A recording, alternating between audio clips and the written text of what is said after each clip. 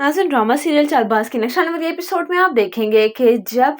आशिर चला जाएगा अपने बाप से मिलने के लिए घर, तो इस पर कहेगा असद कि अब तुम यहाँ पर क्या लेने आए हो, जब तुम यहाँ से जा ही चुके थे तो अब मुझे लगता है कि शायद तुम्हारे इस घर में कुछ भी बाकी नहीं है, इसलिए बेहतर यही होगा कि दोबारा इस घर में कभी कदम मत रखना। इस पर कहेगा आशिर अपने भाई से कि मुझे लगता है कि शायद आप भूल रहे हैं, जितना ये घर आपका है उतना ही मेरा भी है, ये कोई आपके नाम पे नहीं है, ये बल्कि मेरे बाप का घर है और जब दिल चाहेगा मेरा मैं इस घर में आऊंगा। और एक बात याद रखिएगा भाई की, जिस दिन आपके सामने सारी असलियत आएगी और हकीकत आपके सामने खुलेगी और भाभी की मोहब्बत का पर्दा आपकी आंखों पे से फाश होगा, उस दिन आपको समझ आएगी कि आपने कितनी बड़ी गलती की है अपने ही भाई के साथ ये सब कुछ कर कर। इस पर कहेगा असद कि मुझे लगता है कि तुम आयजा के खिलाफ कुछ ज्यादा ही बोल रहे हो, इसलिए बेहतर ही होगा कि अपनी जबान संभाल कर बात करो। तुम्हें शायद अंदाजा नहीं है कि तुम किसके बारे में बात कर रहे हो, आयजा बीवी है मेरी और तुम्हारी भाभी। इस पर कहेगा आशिर के इसी तरीके से इशल भी बीवी है मेरी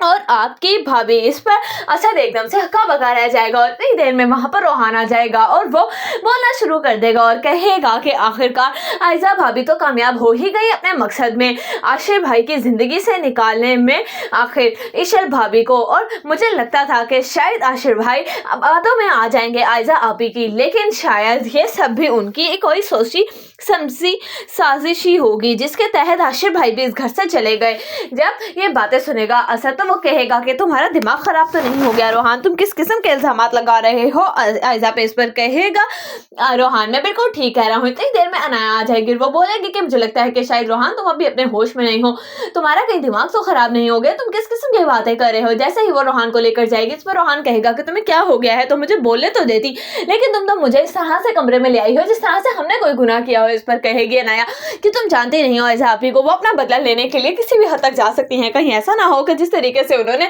आशिर भाई और इशल को इस घर से निकाला है उसी तरीके से वो हम दोनों को भी इस घर से निकाल दें और हम कहाँ जाकर रहेंगे।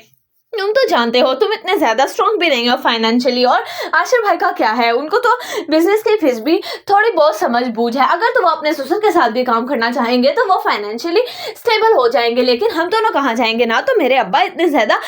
कोई फाइनेंशियली स्टेबल हैं और ना ही तुम, इसलिए बेहतर ही होगा कि इन लोगों के गुलाम बनकर चुपचाप इस घर में जिंदगी गुजारते रहो। रोहान कहेगा कि मैं हरगिज भी भाई और भाभी का गुलाम नहीं बनूंगा, चाहे